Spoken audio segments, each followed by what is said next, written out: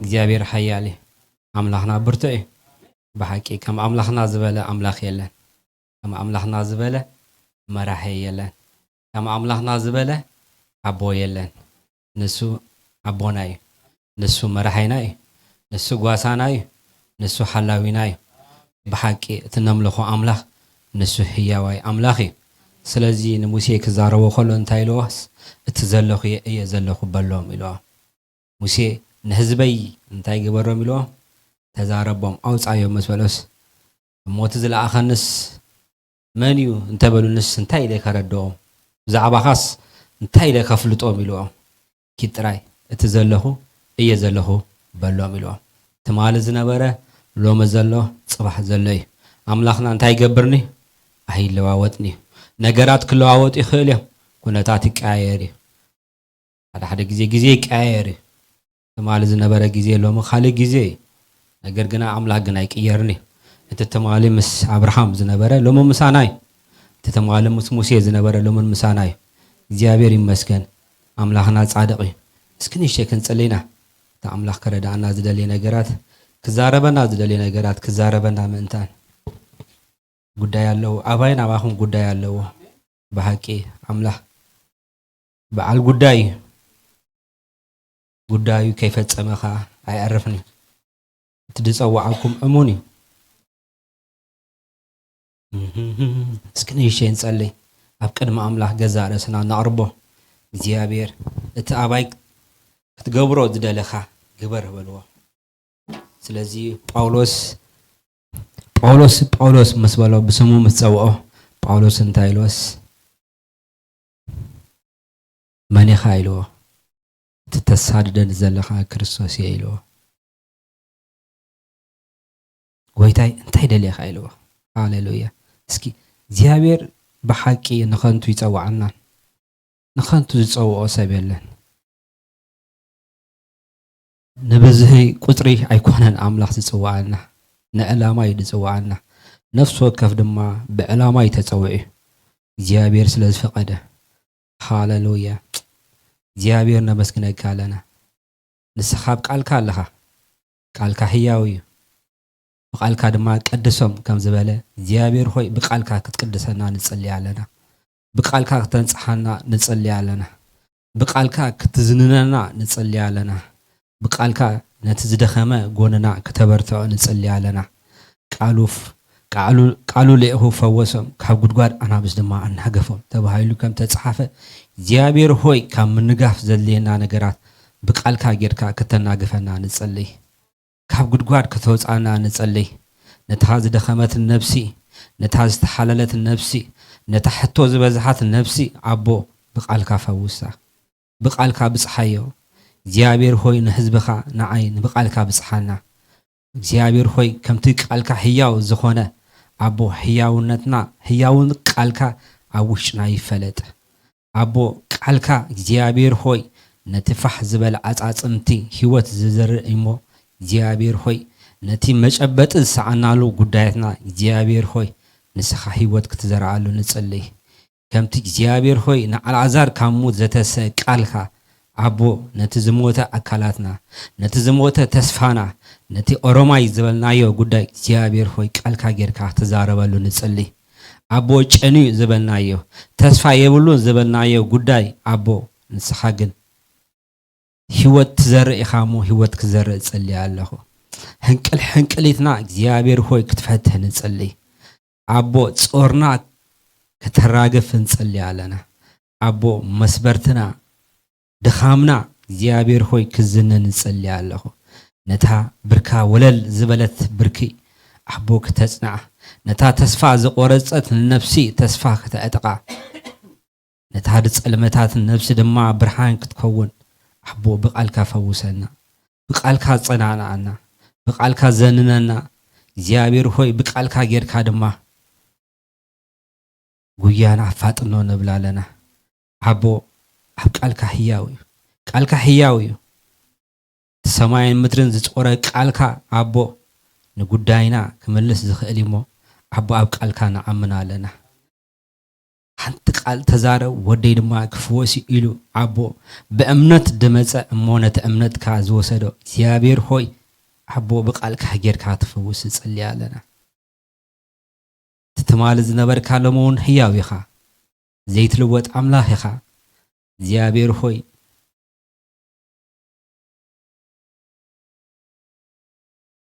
ዘይልወጥ ግብርኻ እቲ ዘይልወጥ ሓይልኻ እቲ ዘይልወጥ መንነትካ ኣቦ ይግሃድ ንብል ኣለና ኣቦ ተገለጽ ቃልካ ይገለጸልና ንብል ኣለና ሕያው ኢኻ እሞ ተባረኽ بنجر كل اسم كايخبر باسم يسوع آمين. እግዚአብሔር ይባረክ ኣብ ቀዳማይ መልእክቲ ዮሐንስ ምዕራፍ 3 ከነውጻይና ሁላትና እንፈልጦ ቃል እዩ ነንብቦ ኩሉ ግዜ ቃል እዩ በዓ መሰረት ድማ ክንሪአይና እግዚአብሔር ይባረክ ኣብ ምዕራፍ 3 ከንብቦ እንታይ ኢሉ ቀዳማይ መልእክቲ ዮሐንስ ምዕራፍ 3 صحادة انتايلو ولد أملاك تبعينا من كنصوا እግዚአብሔር አቦ ከመይ ዝበለ ፍቅሪ ከም ዝለገሰልና እሞ ረአዩ ولد أملاخينا ዓለም ንኦ ስለዘይፈለጠቶ እያና አና ዘይፈለጠትና ኢሎ አብቶም ፍቁራተይ ሕጂ ولد أملاخينا እንታይ ከም ንኸውን ከአገና ኣይተገልጸን ክርስቶስ ምስ ዝግለጽ ግና ከምታ ዘለዎ ክንሪኦ ኢና እሞ ንኦ ከም ንመስል ንፈልጥ ኢና ኣብ ክርስቶስ ተስፋ ዝገብር ዘበለ ኩሉ ከም ትንሱ ንጹህ ዝኾነ ንገዛ ርእስና የንጽህ ኣሎ ሓይጣት ዝገብር ዘበለ ሕጊ የፍርስ ሓይጣት ምፍራስ ሕጊ እሞ ክርስቶስ ንሓይጣት ከርሕቕ ኢሉ ከም ዝተገልጸ ትፈልጡ ኢኹም ኣብውን ሓይጣት የልቦን እቲ ኣብ ክርስቶስ ዝነብር ዘበለ ኩሉ ሓይጣት ኣይገብርን እዩ ሓይጣት ዝገብር ዘበለ ግና ንክርስቶስ ኣይርአን እዩ ኣይፈልጦን እዩ ደቀ ሓደኳ ኣይስሕተኩም ከምቲ ክርስቶስ ጻድቕ ዝኾነ እቲ ጽድቂ ዝገብር ከዓ ጻድቕ እዩ ካብ መጀመርታ ሂዙ ዝሓጥ ዘሎ ዲያብሎስ እዩ እሞ ሓጥ ዝገብር ካብ ዲያብሎስ እዩ ወዲ ኣምላክ ግና ግብሪ ዲያብሎስ ምእንተ ኸፍርስ እዩ ዝተገልጸ ካብ ኣምላክ ዝተወልደ ዘበለ ባህሪ ኣምላኻዊ ኻ ስለ ዘሎ ሓይጣት ኣይገብርን እሞ ካብ ኣምላክ ስለተወልደ ሓይጣት ክገብር ኣይኽእልን እዩ ጽድቂ ዘይገብር نحاو زي فكر كاب أملاخ يكون دك أملاخن دك ديابلوسن بز إيوم زفلتو إلو قال أملاخي نقرنا أملاخم مسجن نايلومي أرستي ولد እግዚአብሔር زبل حساباته يبيا أنا نسخاتكم ولد أملاخنا مخنياتو بكل تعينت أولا لدالو مدراوين سميعون أولا لدالو كابانا سي بفقعدو استولد منالو بفقعدو مالت بسقا عبدالجي كاب كستو عليت كولد زبالة منالو كابات نولد كلنا بفقعدنا ايكونا نولد عملا بكا علامة خوينو كابو أبوي كستو توليد اللهو أب كمزي بفقعدنا اي نولدنا ولد سب كولد كله بفقعدو زو ولد يلن أبت مدراوي أبت سميعو قنا بفقعدنا اينا نولد بفقعدنا انتين نقبر نولد سلازي بفقعد سب أنا نسخاتكم بفقعدنا إنا ولد أملاخ زخونا نتي كريستوس ويدا نتي أبو زلا أخو كريستوس بمقبالنا داقم تولينا سلازي انتين أنا نسخاتكم ولد أملاخ إنا سلازي ولد كم مخانا متن أنا نسخاتكم ما نمسب كرد عنا أيكني عالم تايك تقبرنا أيكني كترد عنا أيتخلني من يالله انتايلو ولد أملاك تبعينا أنت خنصوا እግዚአብሔር አቦ ከመይ ዝበለ ፍቅሪ ከም ዘለገሰና ሞራዩ ولد أملاك إنا توديا 4 سنة فيجيرولا أنا ولد أملاك إلكا توص ولد أملاك إلكا كتملالس أملاك نصور زخونه قال هيبنا ولد أملاك يخون بيلنا ولدنات زرخبنا يدما بتي فقعدنا نت كريستوس بمقبالنا استولدنا يا داغم مولادي سلازي كريستوس ብዙ ጊዜ ዳግም ክትወለዳለ ካይሎን ንቅደሞስ ክዛረበ ከሎ ናይ ሕጊ ምሁር እኳ እንተ ኾነ ንሃይማኖቱ ዝሕሉ እንተ ዳ ኮይኑ ንሱ እንታይ ክገብሮ ኣይክእልኒ ውሉድ ክገብሮ ኣይክእልኒ ውሉድ ክገብሮ ዝኽእል ዳግም ክውለድ እንተ ዳ ኮይኑ ኣብ ውሉድ ኣምላኽ ዝጽንበር ስለዚ ኣነ ንስሓትኩም ኣብ ውሉድ ኣምላኽ ኢና ዘና ስለዚ እንታይ ንብላለና ዓለም ኢልዎ ንዓይስ ንዑ ስለዘይ ፈለጠቶ እያ ንዓና ካይትፈልጠናን እያ ስለዚ መብርህ ያለይካን እዩ ንዓን ሰብ ኣነ ውሉድ ኣምላኽ ኢልካ ከተፍልጦ ከተረድኦ እንታይ ያለይካን እዩ ምንም ነገር ያለይካን ምክንያቱ ቃል ኣምላኽ እንታይ ኢሉ ንዓይ ስለዘይ ፈለጡ ንዓኹም ካ እንታይ ገብርኩም ነም ኣይፈልጥኩም ነም ነባዲ ክፈልጠና ዓለም ክትፈልጠና ኣይከና እዚ ግዜ ህጅ እንተዳሪኹሞ ውሉድካ በዓሉ እንታይ ይግበሮ ነቲ ዝተፈጠረሉ ፍጥረቱ ወይ ወዲ ጓል ተኮይኑ እንታይ ትግበሮ ኣይተፍልጦ በዓሉ እንታይ ይግበሮ ይፍለጦ ህጅ እንታይ ይገብራሎ ዓለም በዓላ ከተፍልጠካ ትደሊ ናትካ መንነት ናትካ እንታይ ሽሙስ በዓላ እንታይ ትገብረልካ ኣፍልጦ ከተበካ ትደሊ ናታ ኣፍልጦ ድማ እንታይ ይኮነን ማለት እዩ አንጻር አምላኽ እዩ ማለት እዩ ምክንያቱ አነ ውሉድ አምላኽ መስበልካ ዓለምካ እንታይ ትብለካ ውሉድ አምላኽ ኣይኮንካ እንትብለካ ስለዚ ንዓለም እነፍልጠላ መገዲ ውሉድ ኢየልካ ተፍልጠሉ ተከራኸረሉ ጉዳይ ኣይኮነን ውሉድ አምላኽ ምዃንካ እተፍልጠሉ መገዲ ሃንት እንታይ ኢሎ ጽድቂ እዩ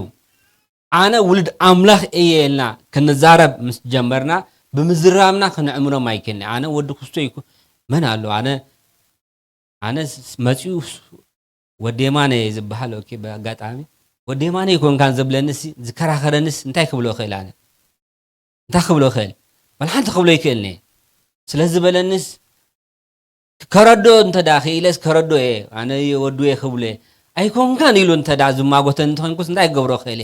በልሓንቲ ክገብሮ ቅይሮ ኣይክእልኒ ስለዚህ እንታይ ዘለነ ማለት አማራጭ በቃ አነው ካከንስ ኣይክእልኒ ስለዚህ እንታይ ክብል ደለ ሰባት ኣይኮንኩምን ኢሉ እንተዳ ዝማጎት ሃልዩ አማራጭ የለን ነና ጥራይ ብጽድቂ ክንገሃድ ይዘለና ስለዚህ ቃል አምላኽ እንታይ ኢልዎ አቱም ፍቁራተይ ሕጂ ውሉድ አምላኽ ኢና አርጊጽልና ኣሎ ማለት እዩ ውሉድ አምላኽ ኢና እንታይ ከም ንኸውን ገና ኣይተገልጸን ምግላጽ ናትና ክንቅየረሉ ንኽእል መገዲ ኣሎ ማለት እዩ ንቕየረሉ መገዲ እንታይ ኢሉ ክርስቶስ ምዝግለጽ ግና ኢልዎ አምላኽ መስገን ክርስቶስ እንታይ ዝግበረሉ ሰዓት ኣሎ ዝግለጸሉ ሰዓት ኣሎ ከምቲ ትማሊ ብሕስረት ዝመጸ ከምቲ ትማሊ ከም ባርያ ዝመጸ ከምቲ ትማሊ አም መምልእ ማል ዝተወለደ ከም ይኮነን ዝግለጽ ክርስቶስ ክግለጽ ከሎ ግና ኢልዎ ሽኦ እንታይ ክንገብሮ ኢና ክንርአይና ክርስቶስ ክግለጽ ከሎ ትማሊ ከም ተገልጸ ኣይኮነን ዝግለጽ ሕጂ ክግለጽ ከሎ ብምንታይ ዝግለጽ ብኽብሪ ዝግለጽ ሕጂ ክግለጽ ከሎ ብምንታይ ዝግለጽ ብሓይሊ ዝግለጽ ሕጂ ክግለጽ ከሎ ብምንታይ ዝግለጽ ብስልጣን ዝግለጽ ሕጂ ክግለጽ ከሎ ብምንታይ ዝግለጽ ብፍርዲ ዝግለጽ ስለዚ አም ክርስቶስ ክግለጽ ከሎ ሽኦ እንታይ ክንገብሮ ኢና ሽኦ ክንርአይና እንታይ ከም ንኸውን ሽኦ እንታይ ክንገብር ኢና ክንፈልጥ ኢና ሕጂ ግና ንፈልጦ ጉዳይ ኣይኮናን ከመይ ከም ንኸውን እንታይ ኣይኮናን ንፈልጦ ጉዳይ ኣይኮነን ሽኦ ግን ክርስቶስ ክግለጽ ከሎ ሽኦ እንታይ ክንገብሮ ኢና ኢሎ ክርስቶስ ምስ ዝግለጽ ከምታ ዘለዎ እንታይ ክንገብሮ ኢና ክንርኦ ኢና ኢልዎ ስለዚ ውሉድ አምላኽ ምዃና ማንም ሰብ መብርህ ከፍልጠካ ዝኽእል ሰብ የለን ዘርኢ አምላኽ ኣለና ዘርኢ አምላኽ ከም ዘለና መጠን አነን ንስኻትኩም እንመላለሰሉ ምምላስ ንሰባት ከነፍልጠሎም ንኽእል መገዲ ዘይኮና ብጽድቂ ጥራይ ክንገሃድ ዘለና ከምቲ አምላኽ ዝመደበና ከም ውሉድ አምላኽ ኮይና ክንመላለስ ምዝነኸይ ጥራዩ ነፍልጦን ዓለም እንበር ብምጉትን ብክትዕን እንታይ ክትገብራ ይከልናኻ ከተፍልጦ ኣይከልናኻ ዘርኢ ስርናይ ተዘሪኣ አመንጎ ተዘርኢ ስርናይ ሓንቲ እፎንተ ዳ ሙላ ሓደ ጊዜ ምሻብ ግራት ስገም ይዘርኦ እሞ አመንጎ ስርናይ ይበቁል ሕዋስ ስለ ዝጸንሕ አመንጎ ስርናይ እፉን ተዘሪኣሲ ኩሉ ግራት እንታይ እዩ ስርናይ እዩ ግን ኣብ ማእከላኻ እፉም በቂላ ኣላ ተኣፉን ባህርያታ ክትቅይር ትኽእል እያ ኦይ ኣብ ማእከል እዚ ኩሉ ስርናይ ተበቂለ ስለ ዘለኹስ ስርናይ ክኸውን ኢላስ እንታይ ትገብርኒ ኣትቅየርኒ እያ ምቕያር ዝበሃል የብላን ባህርያታ እቲ ስርናይ ህፅሩ ክንደዚዩ تقفون كحسرو خندزيو ባህሪያቱ ፍልልይ አለው ቅርጽ ፍልልይ አለው ስለዚህ ውልጥ እንተበለት ስርናዩ ጎና እንተራይቶ ስርናዩ ብድህሪት ተራይቶ ስርናዩ ኦሮማይ አነ ስርናይ ከውን ይላ ሐሳባታ ቀይራ ከም በሐድሽ ዘር ቀይራ ትመለስ ትኽእል ፍን እንተላ አብ ጎግል ክንሪ አይና ማለት አይቅየርኒዮ ይወጽሱ አማ አከል ሐጥ ኦሮማይ ንብለሉ መገዲ የብናን አማ አከል ዘዓለወ ህብረተሰብ አማ አከል ዘወደቀ ምድሪ ጽድቅ ክነግስ እቲ ዘርኢ ዘጽድቀካ እቲ ዘርኢ ሓፍ ዘብለካ ውሽጣዊ መንነትና ውልድ አምላክ ምዃና እንተዳ እርግጸኛታት ኮይና ምክንያቱ እርግጸኛ ካገሩናይ አርባዓተ ነጥብ ገርዋይ እንታይ ውልድ አምላክ ተባሂና መንታ ክንጽዋ እግዚአብሔር አቦ ከመይ ዝበለ ፍቅሪ ከም ዝለገሰና አሞራዩ ውልድ አምላክና ተወዲ አርባዓተ ነጥብ ገርዋ ህይወትና ውልድ አምላክ ምዃና አርባዓተ ነጥብ ክንገብራ ክንከል አለና አነ ውልድ አምላክ ደኻማለ ካይ ብለካይ ዓለም ወደኻማለኒ ነገር ግን አነ ውልደይ እንታይ ከገብራ ይከልኒ እቲ ደኻመይ ሓኮ አይከልኒ ሙዳቅ ከሎ ኸልዩ ሙዳቅ ግና ነቲ ውልደይ እንታይ ከገብራ ይከልኒ ሓኮ አይከልኒ ለክ ስለዚህ እንታይ ብላለኹ አማዓከል እዚ ሕብረተሰብ አማዓከል ዝወደቀ ሕብረተሰብ እንተና ነቢርካ ጽድቅ ትነግስ ከምታ አፉን ዝበልክሁም ምንም ኣብ ዙርያ ዘሎ ስርና ይሐሉ ንሳግና እንታይ ትገብርንያ ዘራ አትቀየርንያ እፉንያ አነ ንስኻትኩምካ ውልድ አምላክ ክንኮነሉ እንኽእል መገዲ ብምርጫና እዩ አነ ሕዋተይ አሰርተይና አነ መቼስ ፈትየና ሓወይ አምጻለይ ነደይ አማኺረያ ይፈልጥኒ አምጻያትለ ሂባትን ማለት እዩ አሞንጎ መንግስት አምላክ ግና አነ ንሱ ምርጫ አለና ንሱ ነቲ ክመርጾ ዝደሊ ክመርጽ ይኽእል እዩ አነ ኻ ነቲ ምርጫይ ክመርጽ ይኽእል እዩ አነ ንመንግስት አምላክ ውልድ አምላክ ንክኸውን ብምርጫዬ ነቲ አቦ ዝለኣኾ ክርስቶስ ከቀቢለ አነ ውልድ አምላክ ክኸውን ክብል ምርጫ አለኒ አነ ንሱም ብስጋ ሓደ ሕዋት እንተኾና ኣብ መንፈሳዊ ህይወት ግና ናተይ ናቱን ፍልልይ አለና አነ ንሱን ሕዋት እንታይ አይኮናን ኣብ ቅድም አቦ አነ ንሱ ምስቀረብና ሕዋት ይኻሞ ሃንጊረዮ ድኸይድ ሓወይ አይኮነን ሃንጊረዮ ዝኸይድ አቦ የብለይን ሃንጊረዮ ዝኸይድ አደ የብለይን ኣብ ቅድም አምላክ ክቀርብ ከሎ አቦ ክርየነ ከሎ ነቲ ዝለኣኮ ወደይ ስለተቀበልካዮ ኣብ ውሽጥኻ ስለዘንገስካዮ ንስኻ ውልድ አምላክ ክትከውን መሰል ሂበካ ኣለኹ ይብለኒ እምበር ሓውኻ ሂስካዮ ምጻኢሉ ኣብ ቅድሚ ዙፋን እንታይ ገብረና ይክእልኒ ስለዚ ኣብ ቅድም አምላክ ክንቀርብ ከለና አነ ንሱን እንታይ ኣለና ማለት እዩ ፍልልይ ይመጽእ ኣብቲ ብስጋ እንሪዮ ዘለና ግን ፍልልይ የብልናን አነ ወዴማነ እትወዴማነ አሞንጎ ሰባት ክፈላለይን ዝኽእል ሰብ የለን ምክንያቱ በአካል ሓደ ስጋ ሓደ አቦ ስለዘለና ማለት እዩ ኣብ ቅድሚ አምላክ ክንመጽእ ከለና ግና አነ ንስኻትኩም ሓደ ቦለና ስለዚህ ኣብ ቅድሚ አምላክ ክንቀርብ ከለና እግዚአብሔር ክርየና ከሎ እቲ ወዱ ዘለዎ እንታይ ያለው ወይልዎ ህይወት ሃለው ወይልዎ አምላክ ክርኢ ከሎ ንሰባት ንዓይና አኻትኩም ክርየና ከሎ እቲ ወዱ ዘለዎ ህይወት ሃለው ወይልዎ ልክርኢ ከሎ በሐቂ ንሱ ውልድ አምላክ ይብል ስለዚህ አምላክ ዝመረጸና ሕሬት እዚዩ አምላክ ዘሐሬና ሕሬት እዚዩ ነዚ ሕሬት ድማ ኖባዲ ከረዳአና ዝኽእል የለን ዓለም ከተረዳአና ትኽእል የለን ስለዚህ እዚ ግዜ እዚ ተሻሞ ግዜ እዩ ቀደም ነራ ደርፊ ጎበዝ ተሻሞ ገለብሽ ተሻሞ እዩ ምሽማይ በቃ መምንጣል እዩ ዓቤት ከአትዮም ስለቲ ፍጥረታት አምላክ ነቲ ዝፈጠሮ ፍጥረት እንታይ ክገብሩ አይከልንም ምርጫ ህቡኻ ይደልዩ ነው ንስኻ እንታይ ኮንካን ወዲ ኮንካን ይብለካ ምርጭዩ ምረጸሉ ክንመርጸሎም አለና ማለት ነቲ ዝተፈጠረሎም ብግቡእ እንታይ ክንገብሮ ክንከላለና ከነረድኦም ክንከል አለና ነቲ ዝተፈጠረሉ ነገራት እግዚአብሔር ከመይ አይነት ድንቅ ገይሩ ከም ዝፈጠረና አነ ንስኻትኩም ሓላፍነት አለና ሹኢና ሓራ ዝወጽእ አነ እንታይ ይብል ከምቲ ዝተፈጠርኩ መናል ኣብዚ ዓዲ ዝበዝሕ ግዜ እንታይ ይሓቱኻ ካበይ መጽኻዮም ዝብሉኻ መጀመርታ ሓቱ ሓደ ግዜ ምር ምስ ፈለንስ from ጃፓን ኢልዮም ሰሓዕ ሞይቶም ጃፓን ደ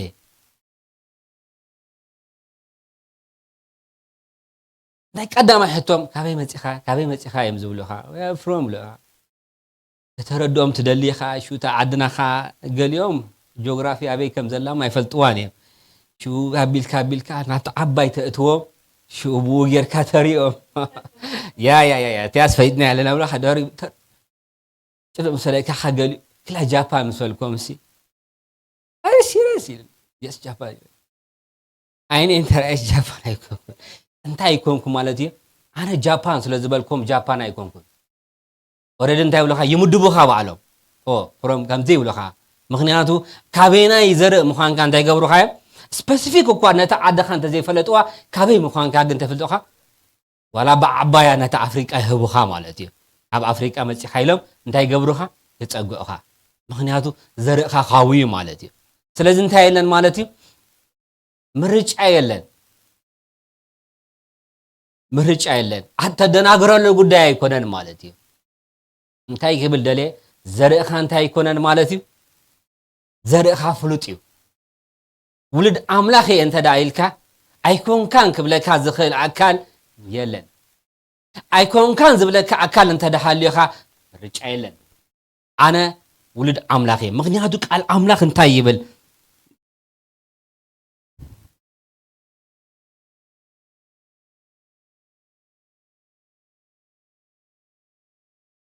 ኣምላኽ ኢሎ ኣብ ዮሐንስ 3:16 ኣምላኽ በቲ ሓደ ወዱ ዝኣመነ ኩሉ ዘለዓለም ህይወት ምእንቲ ክረክብ እምበር ከይጠፍ ንወዱ በጃ ክሳብ ዝስብ ክሳብ ክንድዚ ንዓለም ኣፍቀራ ኣምላኽ ንዓለም ዘፍቀራ በጃ እቲ ዘፍቅሮ ሓደ ወዱ ብምሃብ እንታይ ገይርዋ ተበጂዋ ስለዚ ኣነ ንስኻትኩም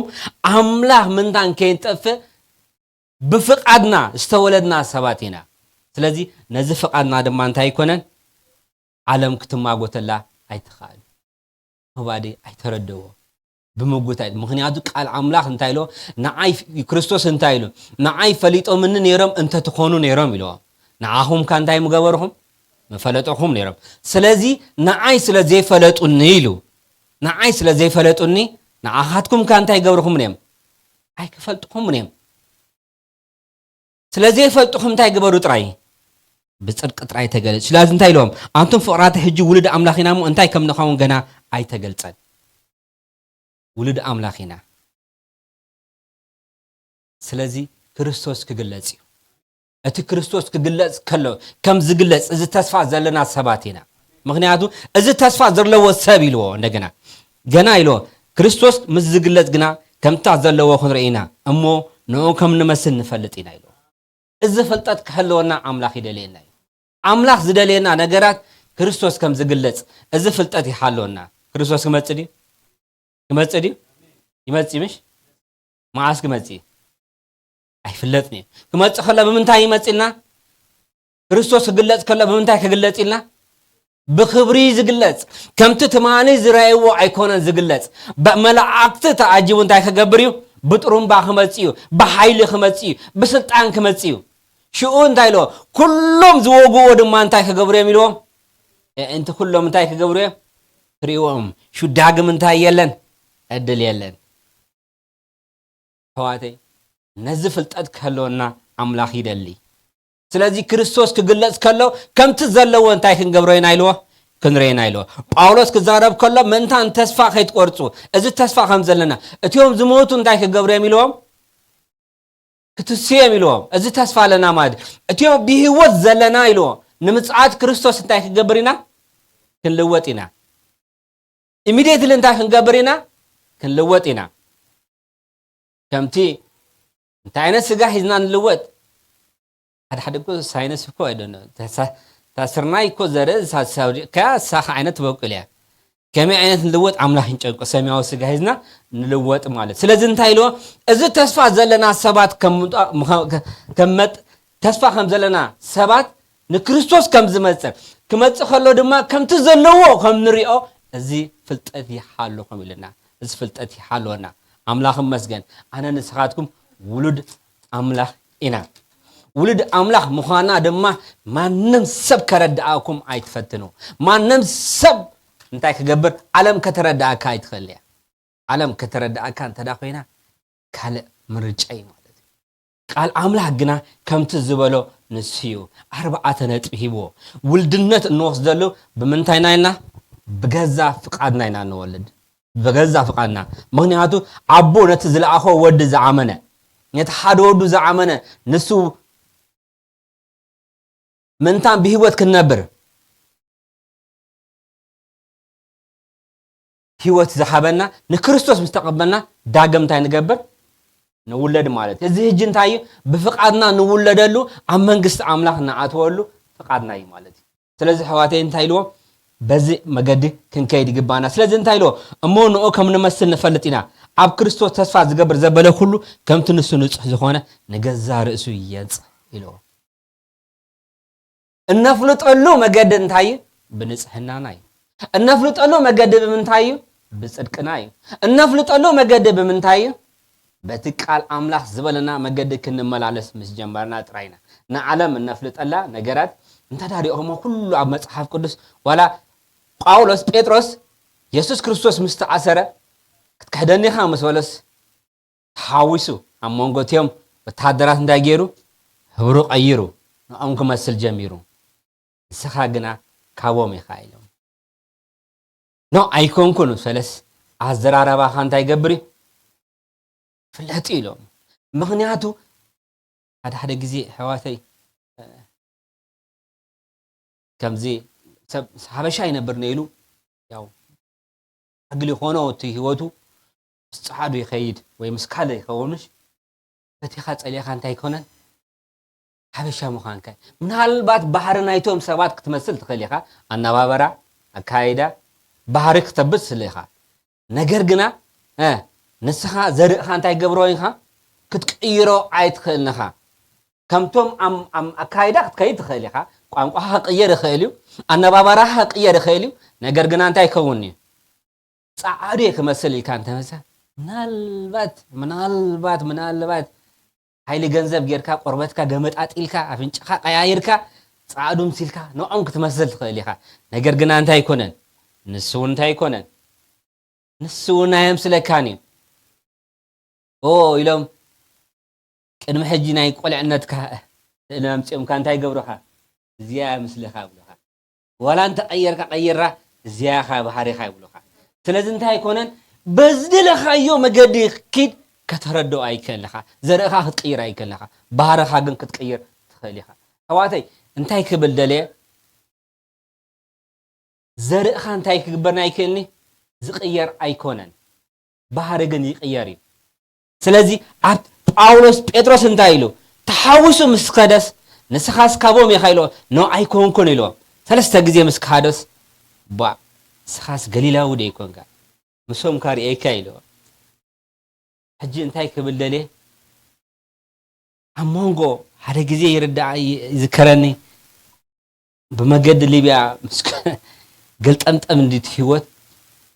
حجي تحوسه مستيوم مسايزلو كلهم أمونغو ميني رانا بيني حجي انتاي كبلدلي حجي عبت تريو عبت جزاخا تريو فيلمات بفلاي سدت كفوندي حما يا خاطري ابو حدث لزخون كا حجي هيوتك فايت تجبر مستناتك وش قونت يخون هذا غزي قلطيفك سلات مننتك زي مغلاصك خا عوشتك بعلها انت تجبر استراجل تعتو تحار نونا وحي غزي تمساسي لمسوم تمساسي لس جي نغريهم حتى فتره لهم با سودا خميد غيرو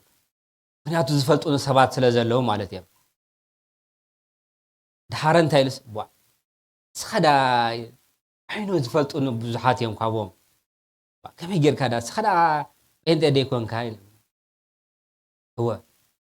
ሕጂ እንታይ ይኮነን ማለት ይክብለኩም ደለ ተሓዊስካ እንታይ ይኮነን እቲ ኣብ ውሽጥካ ዝተዘርአ ዘርኢ ንሱ እንታይ እዩ ህያዋይ ዘርኢ ኣይጠፍን እዩ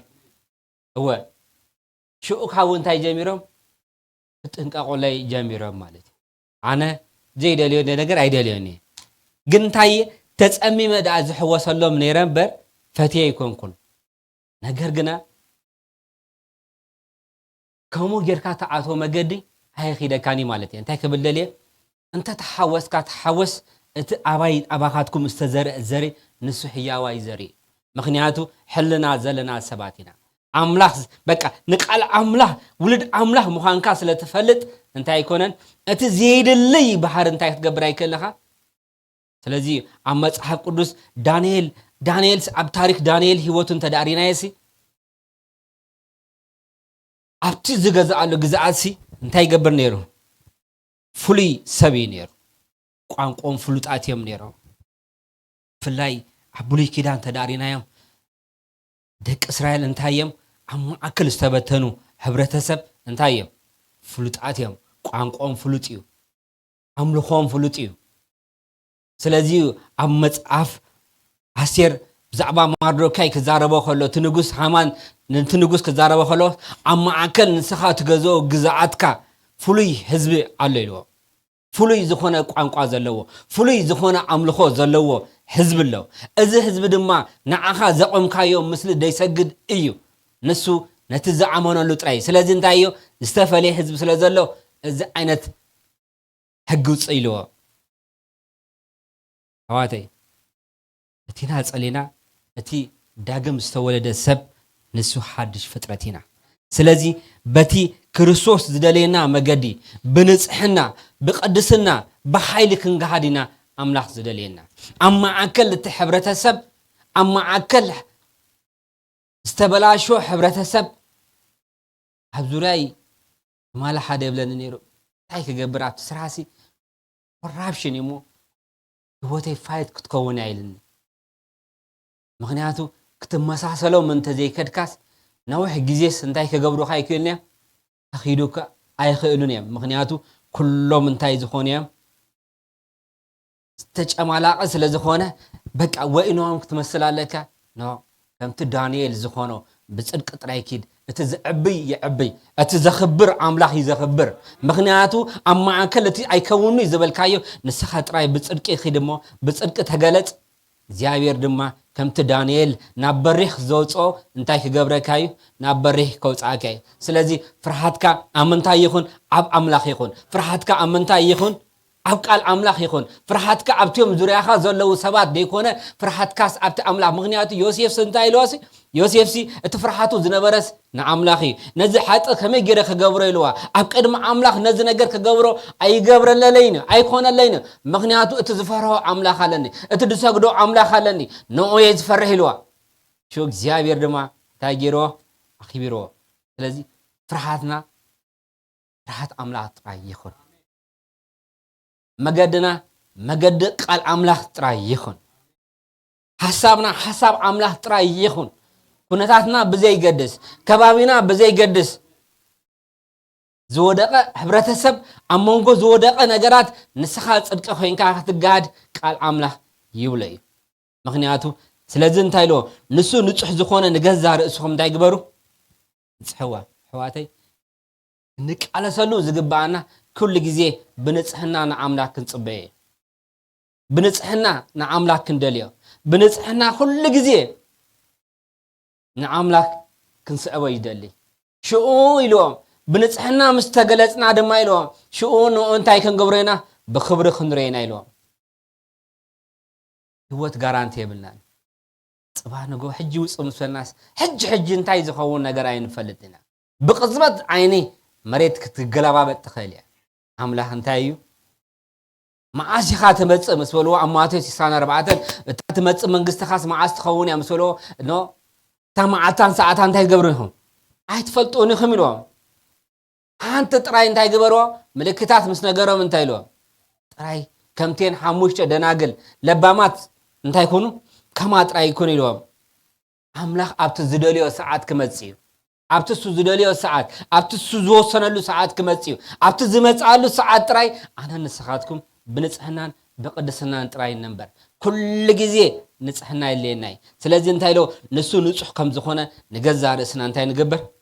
ننصحيو بزينا دما نمدري نعلم كنفلت عن خيل علم كتفلتنا تخيل بحقي نسوس ولد أملاخي نساس ولد أملاخيا نساس إلهم كفر بزغلو شو أن لك تزفرها خاي نجارات بتصدقي أبصرها خان تدا تجاهد كاس نسونا خمي جرو يجبرو نسوس رحت أملاخ زلوا سبيلو بعلو تزوي خاي يخبب مخنياتون تاي يكونن مالتيو فرحات أملاخ يكون الذي أب كريستوس تصفى زجبرنا زبلنا تصفى لنا كريستوس انتاي جبري مزيو سب تصفينا نورم ما لا يكوننا بتصفى زي بلنا نوصلنا أتو سنبت مزيا سنبت كيدا نو نملالس تصفى نقرأ سبات يكوننا تصفى لنا نسو خمسة مزيا نفلتينا مغنياتو نسو كعرق كله نسماي مستأمتون تايلهم أنتم سب قليلا انتا فينكم هم نلا على تتأمتوا زل خيلهم تكديب كله زرعهم نسو انتاي كجبريو داغ ماي كمزيو سلازي انتاي تكبرو روماي يلو بقى خيد كله ريولو روماي يلو تصفهم انتاي نيرو أبتي زنبرا شؤو نسو نقصهم كوينو بقى بخبري خريوهم تتصابيهم نقر قناعت تصفهم مسكدا دارايو مسعرجس دا تصور خيدو كاب انتم دا تصور مسكدس تصفهم تصجع تيوم ملاح دما مصيم تايلمم انتم سب قليلا مخنياتو اتي كعرك كلو زرعخمو نسو انتاي كغبري اماليسو كمصيو شو بخبري كتريو يخميلا سلازي بز تصفاينا انا نسخاتكم نملالس بز تصفا نملالس كاب كونا دما انتاي نخون بنصحنا نملالس نسو نصح خمز خونه سخاتكم دما انتاي كونو صحان كون يلو شو انتاي له حيطات زغبر زبل حق يفرسيو حيطات مفراس حق يلو كريستوس غنا حيطات كرحق يلو كم تገልጸ فلطيكم ابو حط يلون يلو اب كريستوس انتاي يلن عمص يلن اب كريستوس انتاي يلن حط يلن نسو انتاي كونن بصدق استገለጸ እዩ ስለዚህ ዘረ አምላክ ካብ ዘለና ውልድ አምላክ ካብ ዘለና ድማ በጽድቅ ክንጋሃድ ቃል አምላክ ይብለናይ 4 ነጥቢ ምክንያቱ ንሱ ጻድቅ ከም ዝኾነ ንስኻትኩም ድማ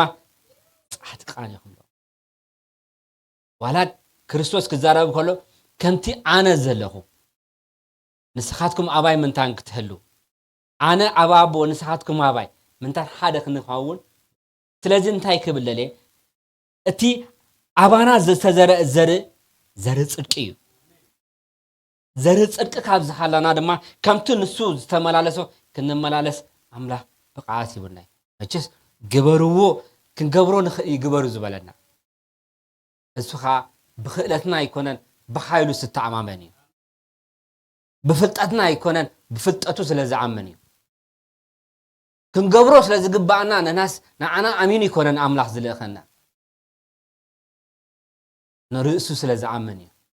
ስለዚህ ክርስቶስ እንታይ ኢለ ንማንም አይአምንን ነበር ኢሎ ምክንያቱ አብ ልብ ሰብ እንታይ ከም ዘሎ ይፈልጥ ነይሩ ሰብ ብዛዕባ ሰብ ክነግሩ አይደልን ነይሩ ይፈልጥ ነይሩ ስለዚህ እቲ አባና ዘሎ ጽድቂ ንሱ እንታይ ይገብርኒ ሐጥ ዝገብር ዘበለ ሕግ የፈርስ እዩ ሐጥ መፍራስ ሕግ ክርስቶስ ግና ክርስቶስ ንሐጥ ከርሐቅ ኢሉ ከም ተገልጸ ትፈልጥኹም አቡ ሐጥ የልቦን ኢሎ እቲ አብ ክርስቶስ ዝነብር ዘበለ ኩሉ ሐጥ አይገብርኒ አይናይ እቲ አብ ክርስቶስ ዝነብር ዘበለ ንሱ እንታይ ይገብርኒ ሐጥ ክገብር አይሆነልን እዩ ምክንያቱ እንታይ ይኮነን ዘር አምላክ ስለዘለው ልክ ሐጥ አብ ክርስቶስ እንተዳቲ አብ ክርስቶስ ዘለው ንሱ እንታይ ክገብር አይከልኒ ሐጥ ክገብር አይከልኒ ምክንያቱ እሱ ዝፈልጦ እንታይ እዩ ወለድ አምላክ ምዃኑ ክርስቶስ አባይ ከም ዘለው ምዃኑ ስለዝፈልጥ ንሱ እንታይ ክገብር አይከልኒ አቡ ሐጥ የልቦንሞ እቲ አብ ክርስቶስ ዝነብር ዘበለ ኩሉ ሐጥ አይገብርኒ ሐጥ ዝገብር ዘበለ ግና ንክርስቶስ አይርየኒ አይፈልጦም ካይሉ ደኻሜለን አይኮንኩን ዝብል ዘሎ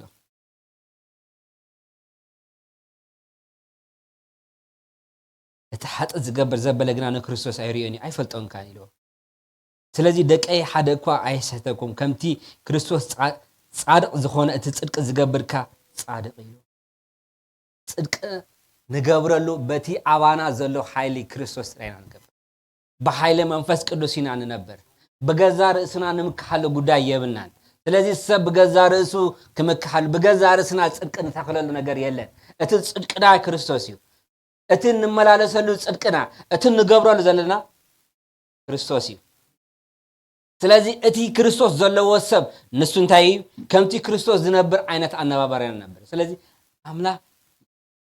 ዮሐንስ ክጽፈልና ከሎ እርክጸኛ ኮይኑ ጽሒፍና ማለት ስለዚህ እንታይ ኢሎ ሓጥ ዝገብር ዘበለ ግና ንክርስቶስ ኣይርአን እዩ ደቀይ ሓደ እኳ ኢሎ ካብ መጀመርታ ሒዙ ዝሓጥ ዘሎ ዲያብሎስ ኢሎ ምክንያቱ ምሕጣ ኩሉ ካብ መጀመርቱ መን እዩ ዲያብሎስ ኢሎ ስለዚህ ሓጥ ዝገብር ዘበለስ ውልድ ዲያብሎስ ኢሎ ስለዚህ ኣሞንጎ ብዝኾነ ኣብዚ ምድሪ ክልተ እዩ ዘሎ መንግስቲ ኣምላኽ ኣሎ መንግስቲ ሰይጣን ኣሎ ጸልማት ኣሎ ብርሃን ኣሎ በረከት ኣሎ መርገም ኣሎ ምርጫ ናይ ሰብ ይጥራይ ስለዚህ ኣብዚ እንታይ ኢሎም ኣሞንጎ ክልተ መንግስታት ወይ ከዓ ኣሞንጎ ክልተ ውልድ ይዛረብ ዘሎ እንታይ ኢሎ እቲ ሓጥ ዝገብር ዘበለ ንሱ እንታይ ኢሎ ወዳ እቲ ሓጥ ዝገብር ካብ ዲያብሎስ እዩ ወዳ ኣምላኽ ግና ግብሪ ዲያብሎስ ከፈርስ ተገልጸ ኢሎ ካብ ኣምላኽ ተወልደ ዘበለ ባህሪ ኣምላኽ ኣብኡ ስለ ዘሎ ሓጥ ኣይገብርኒ ካብ ኣምላኽ ስለ ዝተወልደ ሓጥ ክገብር ኣይክእልኒ እዩ ጽድቂ ዘይገብር ግና ንሓዊ ዘየፈቅድ ካብ ኣምላኽ ኣይኮነን ደቂ ኣምላኽ ደቂ ዲያብሎስ በዚዮም ዝፍለጥ ኢሎ ስለዚ ካብ ክልቲኡ ዝውለድ የለን ካብ ክልቲኡ እንታይ የለን ወይ ካብ ዝያት ኣለና ወይ ካብ ዘለና ማለት ስለዚ ቃል ኣምላኽ ብንጹር ተዛሪቡና ኣሎ እቲ ሓጥ ዝገብር ውልድ ዲያብሎስ ኣሎ ውልድ ኣምላኽ ኣሎ ማለት እዩ ስለዚ ኩሉ ግዜ ምርጫና ኣብቲ ውልድ ኣምላኽ ዝኾነ ኣካይዳ ክንከይድልና እቲ ንሓዊ ዘየፈቅር ንሱ እንታይ ኢልዎ ውልድ ዲያብሎስ ኢልዎ ምክንያቱስ ክርስቶስ ነናስ ንስኻትኩም ባሮት ንስኻትኩም ምስ በለም ነና ዘርኢ ኣብርሃም ኢና ኢሎሞ ዘርኢ ካብ ኣብርሃም ዘለና ሰባት ኢና ኢሎሞ ምክንያቱ ንሳቶም ብሓረግ ልክዕ ዘርኢ ኣብርሃም እዮም ነገር ግና እንታይ ኢሎም ክርስቶስ ኣጥቢቑ ክዛረብ ከሎ ንስኻትኩም ዘርኢ ዲያብሎስ ኢኹም ብሎ ነና ዘርኢ ዲያብሎስ ኣይኮንና ዘርኢ ኣብርሃም ኢና ኢሎሞ ኖ ዘርኢ ኣብርሃም ነርኩም እንተትኾኑ ግና ግብሪ ኣብርሃም ምገበርኩም ነይሩ ኢሎም ምክንያቱ ኣብርሃም ከምቲ ንስኻትኩም ትገብርዎ ነገር እንታይ ይገብርኒ ኣይገብርኒ እዩ ፍልልዩ ዘርእኻ ኣይኮነን ዝመጽእ እቲ ትገብሮ ዘበለ ናበይናይ ዘርኢ እትወካ ማለት እዩ ናብቲ ሓደ ይምድበካ ስለዚ ኣብ ውሽጥና ዘሎ ዘርኢ ዝምድበና እዩ ኣበይናይ ይምድበና ነቲ ኣብ ውሽጥና ዝተዘርአ ዘርኢ እዩ ስለዚ እንታይ ኢሎም ንስኻትኩም ዘርኢ ዲያብሎስ ኢኹም ብሎ ኖ ይኮናን ኢሎም ይማጎትዎ ነይሮም ዘርኢ ዲያብሎስ ኢኹም ኢሎም እንተ ዘይተነሳኹም ኢሎም እንተ ዘይተመለስኩም ኢልዎም ክትጠፊኡኹም ካኢልዎም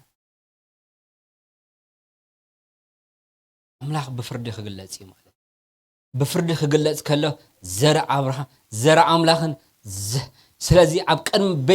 ቀድሚ ፍርዲ መንበር ምስ ቆምናስ ኣምላኽ ዝፈለዮ እንታይ እዩ ወደየ ኢልዎ እቲ ወዲ ዘለዎ እንታይ ኣለዎ ኢልዎ ህይወት ኣለዎ ኢልዎ እቲ ወዲ ዘይብሉ ግና እንታይ ይብሉን ህይወት የብሉን ምርጫ ክልተ እዩ ስለዚ ሕዋተይ ኣነ ንስኻትኩም ብፍቓድና ዝተወለድና ውሉድ ኣምላኽ ኢና ዓለም ከተረዳእና ኣይትኽእልኒ እያ ኩነታት ከረዳእና ኣይክእልኒ ሓደ ግዜ ኣብቲ ክርስትና ልክ ዳግም ምስ ተወለድኻ ኣብቲ ከባቢኻ እንታይ ይመጽእ ናውፀይ ይመጽእ ምሽ ብላይ ኩላትና እዚ ወንጌል መቼ ስደት እዩ ዘመጽእ ስደት የመጽእ ኣቦኻ ይመጽእ ትስዓካ ኣዴኻ ትስዓካ ሕዋትካ ይትስእ ከባቢኻ ይትስእ ኩሉ ነገር ይትስእ ንምንታይ እዩ ኖ ይብለካ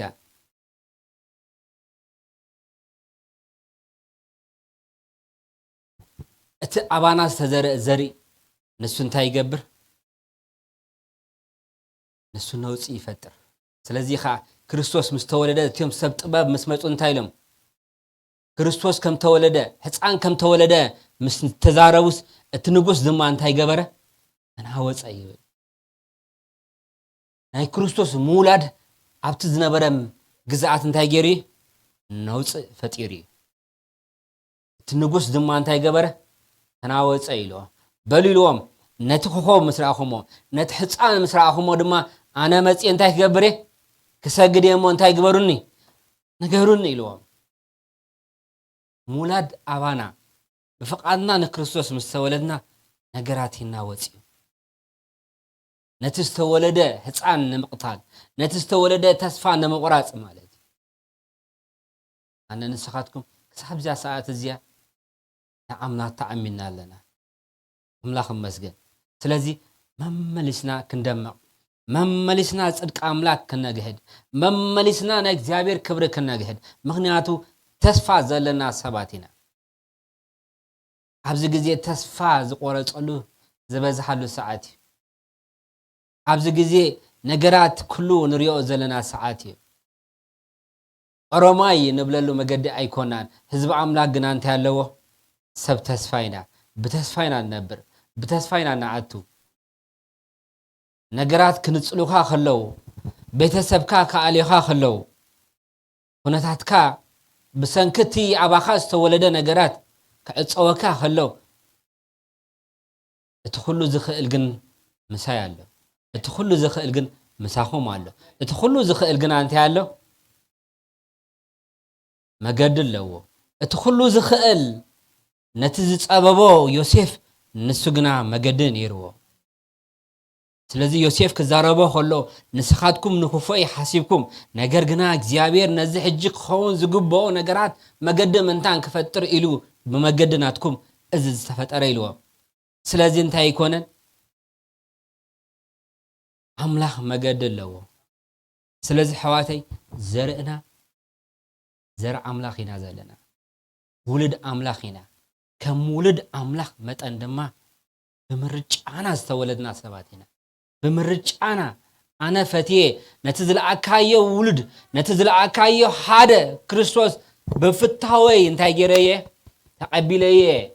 إلى مستقبلكو أملاح دمان تاجيرو أبجا كم ببايا باكوده ولد أملاح تباهينا ما أنت خنصوا إجزابير أبو خمي زبالة فقر خمس لجزنا أمور أيو ولد أملاح هنا يلون تاجيرو 4 نتبي جيرو بتبعات نتو بتبعات كان نوزع بتبعات النمبر كان نوزعها مسمسو أنا جنا ولد أملاخي بلو بولد أملاخنا أنتي نقبل واقع أداقاي نتو أي نترات أرلو ما قد يلن أتي استقبلناي كريستوس نسو ولد جيرناي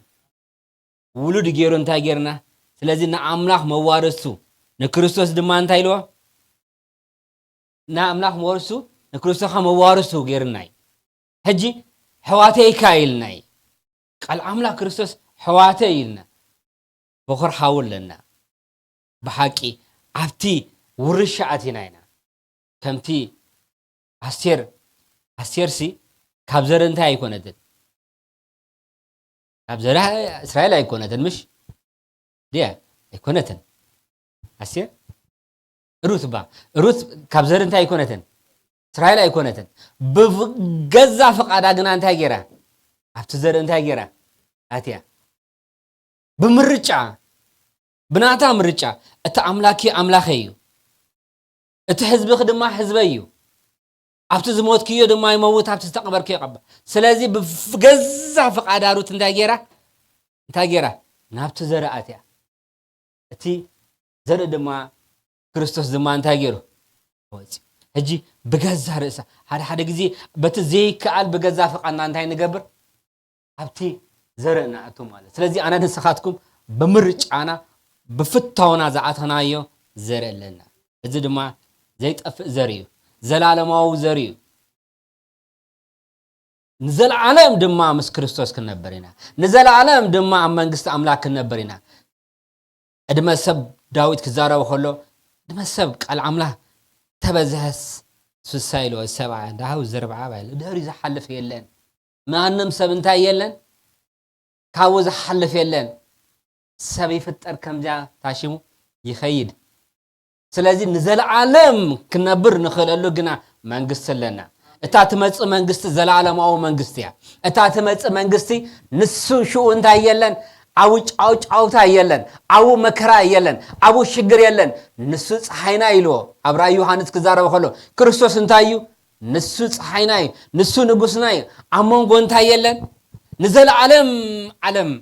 مس أملاخ ننبر سباتنا إذا زلنا سباتنا زتف زر أيكونا زلنا زل علماو زري زل علماو زر مخانا دما نتعامل له قال أملاخ هي وقال أملاخي هي وقاليو سلازي نزحياو قال أميننا نملالس بصدق دما نجحد زيابير دما انتاي كجبرناي خبرناي كوناتنا بزي قدس حدا غزي زلناي كوناتات نتي مننتك كتفا كايدلي تسفا هورص كايدلي بكوناتات زرق خيقيروني بتتحالفو شجرات بتتحالفو صنصوايات انتاي يغبرني زرق خيقيروني نسو انتايو انت زي تفاد سلازي دانيال انتاي لو دانيال حدا ነገር ተዛሪቡ ነቲ ንጉስ ንጉስ ኢልዎ ነቲ ዘቆምካዮ ምስሊ እንታይ ክንገብር ኣይንክልና ክንሰግድ ኣይንኽእልና ዝመፀይ ይምፃ ኢልዎ ምክንያቱ ሓደ ልምድ ኣለና እቲ ነምልኾ ኣምላኽና ሕያው እቲ ነምልኾ ኣምላኽ ስግደት ዝግብኦ ንእዩ ዝደለኻዮ ኣቁም ዝደለኻዮ ሓው ግበር ኣብዚያ ንሱ ግና ሕያው ኢልዎ ብኡ ክንሓልፍ እንተፈትወ نحلف مخنياتو مصاي لنا እግዚአብሔር بوك حلفنا انت فتوس انتي يغبر حلف كساب زيا ساعات كساب زيا زيرو ساعات نعملاخ نتعامنلو املاح دما شو هياوي اتن دانيال زخبرنا عين اخاتكم يخبرنا اتن دانيال استعمنا عين اخاتكم تامننا مخنياتو املاح كمن زخل كمطنت هنا استعمنا له يزامننا كمتن هنا نعملاخ زفلتنايو السخاي فلت مغنياتو دانيال كسابتا زيرو ساعات نايسا موداتاكو انت زلات انتيا موتيا كباي كنت يتغبرني لذي قال املاح اتكت فرحوا زغباكم زيلو فرحاتنا انتايلو نتي سغا زقتل نفس كن قتل زيكل انتاي تغبروا اي تفرحوا له فرحاتكم نينا يخون يلو نتي سغاها قتيلو نمنفس زلعلماوي طفع زطفعك زخيل نقدا افرحيو سب كغبرو زخيل حنت نغرات نتا سغاها انتي كغبراي تدفعي هيوتكا غنا نابتي مانم كمنزقو زيخيل مانم كمنطلو زيخيل ابي اد كريستوس توقتنا سباتينا كاب املاح زمنزقو سب مانم سب يلن مانم زخونن سب كاب اغزيابير زمنزقو سلازي انتايلو كريستوس كصلي خلو كلهم تم زحاب كان يلو كلهم تم زحاب كانس حلقهم قالك حلوهم يلو بجكات حدا بغزا فقادو انتاي غيرو يهودا دما بغزا تكالوت غنا انتاي خوينا سلازي كاب إد أملاخ زمن زعنا سب مانم سب يلن كونتا تاي من زعنا سلازي كسابتا زيرو ساعات تخون نا أملاخ نتعامنلو أملاخ أمونيو أملاخ أمونيو كم قاليو እግዚአብሔር كم قاليو زلنا يو شغرنا حلف نسو حياوي حياونتو دما مسكريو قال أملاخ مسكريو زموته يموت أنا قنا بأملاخي تسفى يقبري زتفى يدفى أنا قنا بأملاخي يتعمامن استعاصوا يتعاصوا أنا قنا بأملاخي يتعمامن زفرس يفرس أنا قنا نأملاخي يعمني أمنتنا ناب أملاخ نخون زعنوا يعنو أنا قنا أنا نسخادهم قنا بأملاخنا أمنتها لنا مخنياتو نسو أمونيو نقالو أمونيو سلازي حواتي بفقادنا ناز فقاد زي رخبنا نابز فقاد نقطو نابز منقست نقطو سب فاتيو يتقليو كاب كلتيو منقستي زلو ولد أملاخي ولد ديابيلوسيو هكا سب عبز تريو زلوهم سب بمولو وي أب أملاخ منقست له وي دما أبناي سيطان منقست له كاب كلتيو حادي يلن أب كلتيو زنبر سب يلن سلازي قال أملاخ نخلتا منقست زقزا السب يلن إلو سب نخلتيو خقزا يكني حنسا ولد أملاخ تخون حنسا ولد ديابيلوس تخون نخلتيو منقست انداتا قزا خايتوي أنت دس بلتن لنكنا دسامع هوس انتايلوس مسللو منيرو كينياوي باهودا تيوم ፖለቲከኛታት አምርጫ ምሽ ይጉስጉሱ ከም ሰንገብርና ከም ዝንገብርና ይሉስ ዳህርንታ ይሉ ምስላ ታደስ ዝበለተን ምስላስ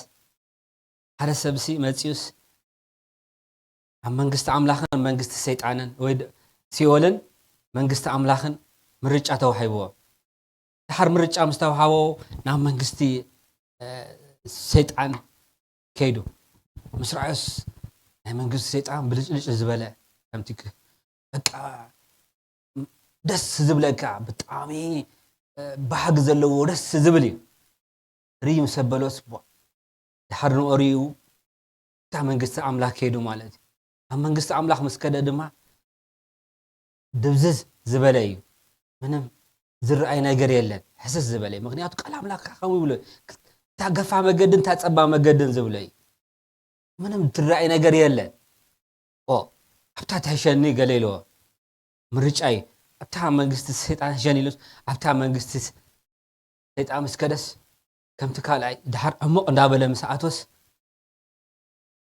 ጸልማት ዘፈርሕ ዘሰንብድ ምስ ኮነስ ነቲ ሰይጣን ኣይትፈልጠን እንዲኻ ትማሊ እኮ ኣብዚ መፅአ ነይረ እዚ ሪኢኻኒ ኢልዎ ኣነ ይፈልጠካኒ ኢልዎ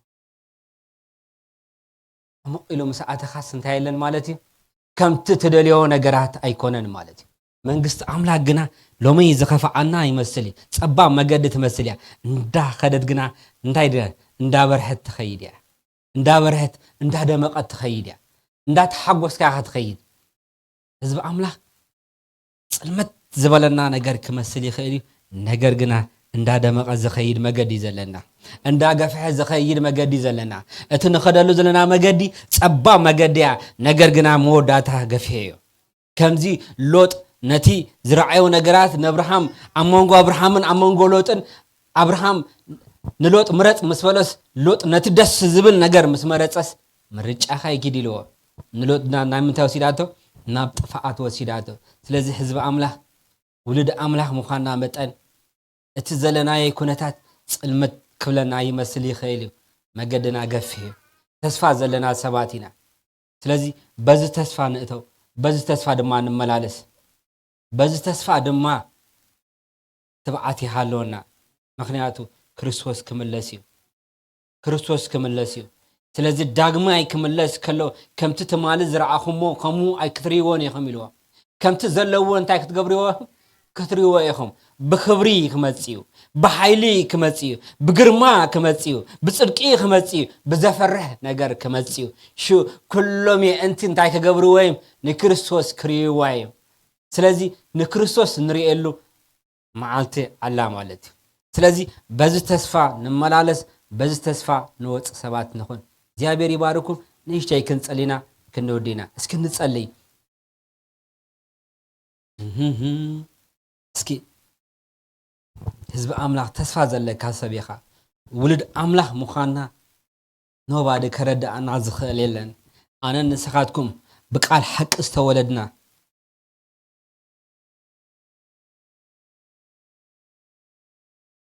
ምክንያቱ ነቶም ተቐበልዎ ዘበለው ኩሎም ብስሙ ንዝኣምኑ ግና ውልድ ኣምላክ ክኾኑ መሰል ሓቦም ይብለና ሕዋተይ መሰል ኣለና መሰል ውልድነት ኣለና ነቲ ዝተቐበልናዮ ክርስቶስ ምስ ተቐበልና ነቶም ተቐበልዎ ዘበለ ሕዋተይ ዝኾነ ሰብ ንክርስቶስ ዘይቅበል እንተዳሓልዩ ንሱ እንታይ እዩ ውልድ ዲያብሎስ ኢሉ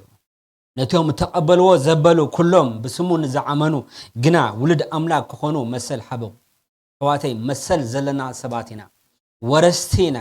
ውልድ ኣምላኽ ኢና ከም መጠን ውልድ ኣምላኽ ድማ ብትብዓት ክንዓቱ ብትብዓት ክንወፅእ እግዚአብሔር ይደልየና እዩ ኣነ ንስኻትኩም ተስፋ ዘለና ሰባት ኢና እስኪ ሕዋተይ ተስፋ ከም ዘለኩም ንገዛ ርእስኹም ኣፍልጥዋ ኣነ ተስፋ ዘለኒ ሰብ እስኪ በልዋ ኣነ ተስፋ ዘለኒ ንፅባሕ ዝፈልጥ ፅባሕ ኣመይ መወዳእታይ ዝፈልጥ ሰብ በልዋ ሃሌሉያ እቲ ዘንገስኩሞ እቲ ዝተቐበልኩሞ ክርስቶስ ንሱ ተስፋ ኣለና ንሱ እንታይ ክገብር እዩ ዳግማይ ክመጽእ እዩ ብክብሪ ክመጽእ እዩ ብግርማ ክመጽእ እዩ ምስ መጸ ድማ ከምቲ ዘለዎ ክንሪኦ ኢና እዚያ ንነብረላ ዘለና ምድሪ ተስፋ ዘበላ ኣይኮነትን ተስፋና ኣብዚ ምድሪ ነይሩ እንተ ትኸውን ኢልዎ ካብ ኩሉ ሰባት እንታይ ምገበርና ኢልዎ መደንገጽና ነርና ኢልዎ ሕዋተይ ሰብ ኣብዚ ምድሪ ተስፋ ዘለዎ ሰብ ተልዩ ዘደንግጽ ሰብ ጥራይ إذا مدري تسفى أنت دا حلينا أبزي تسفى أبزي مدري تسفى نجبر أنت دا خوينا كاب كل سم ندنجت سباتنا هنكون تسفانا جنا أبز مدري ديكونا أبتعت مت منجستيا أبتعت مت زلالة ماو زخونة منجستيا الساعة تسفانا شو إيه خا هيوتنا زنبب شو إيه دما وشنا زحدث شو إيه دما حيلنا زبرت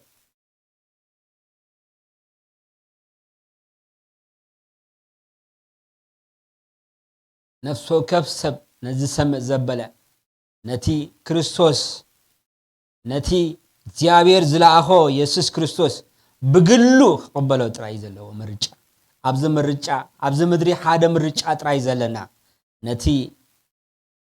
كريستوس مقبالي بمقبالنا دما زلالة ماو هيوت نقبل سمنا دما نابتي سمعو مزقب دما يمزقب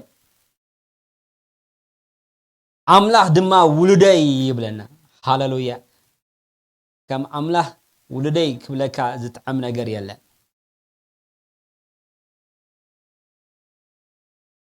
نولد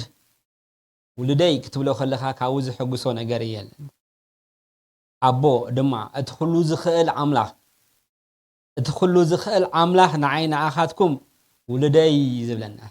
دك أي زبلنا هاللويا ولد زبلنا عبولنا دك أي زبلنا عبولنا حواتي أحبولنا السودما زلالما عبوي السودما تخلو زخيل عبوي السودما كل عبيدو زخونا عبولنا زكتامات هيكوننا هاللويا حواتي تسفاسكي تزاربوا نفسهم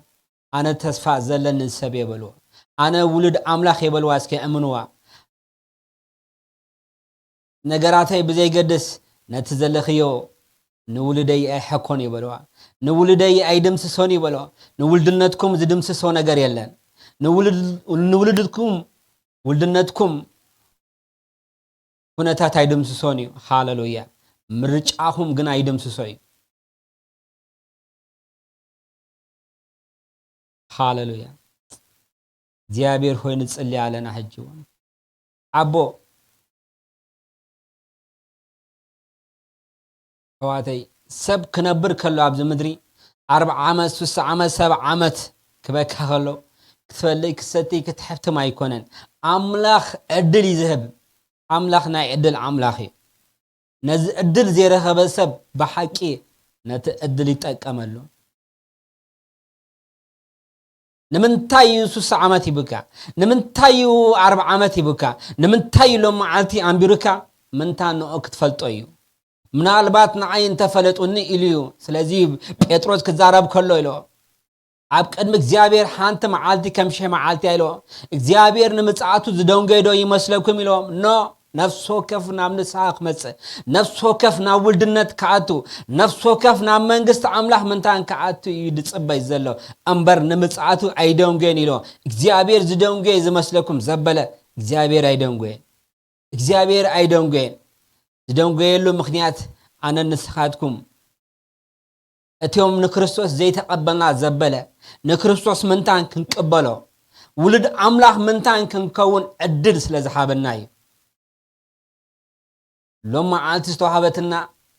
سلازيك على أملاح مدحان لما عالتي لو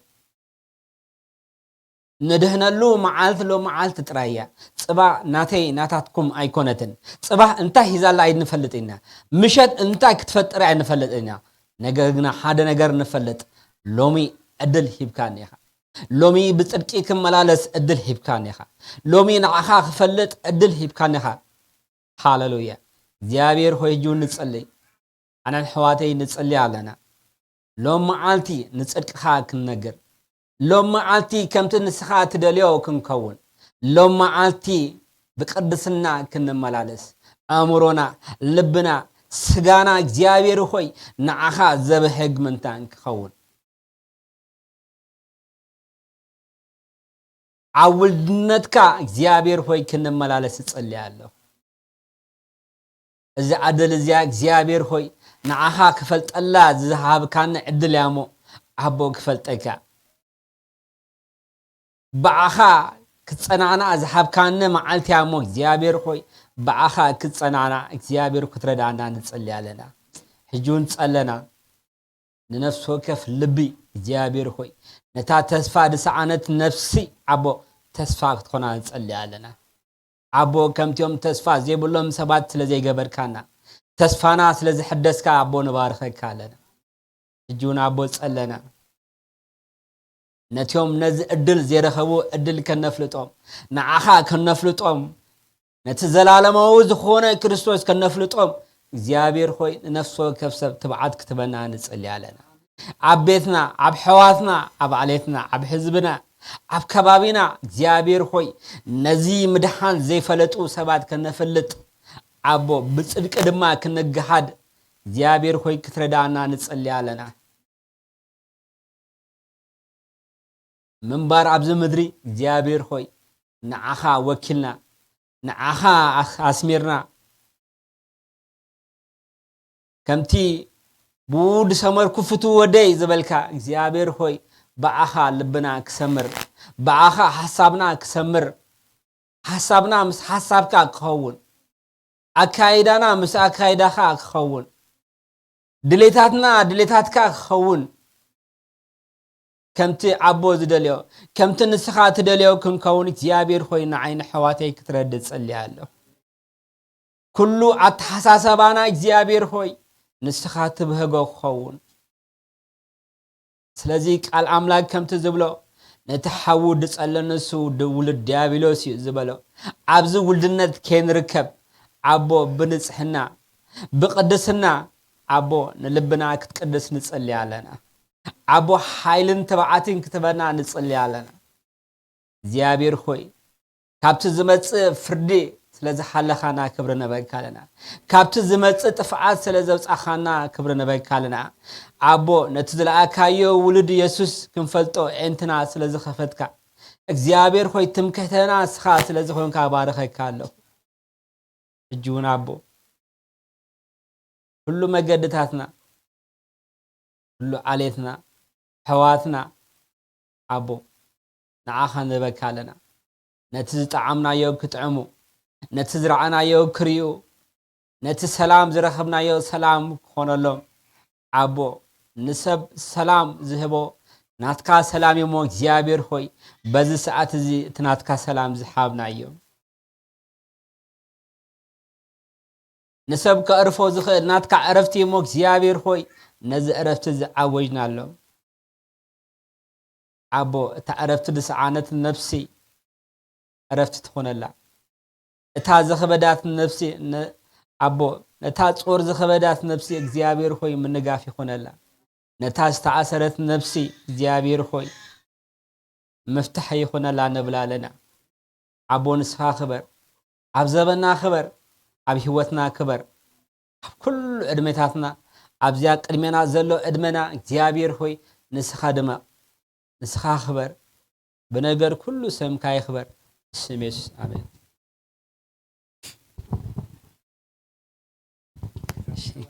አሜን እግዚአብሔር ይባርኩ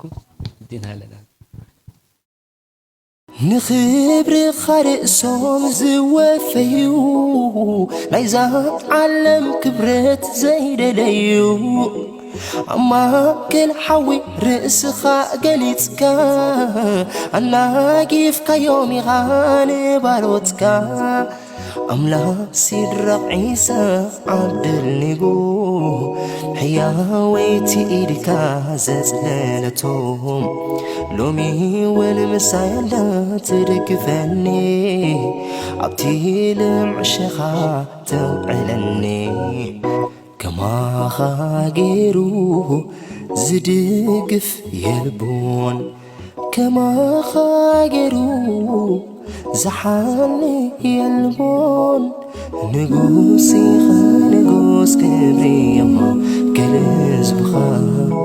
كسري خطري حاوي زوريا مقاسي خا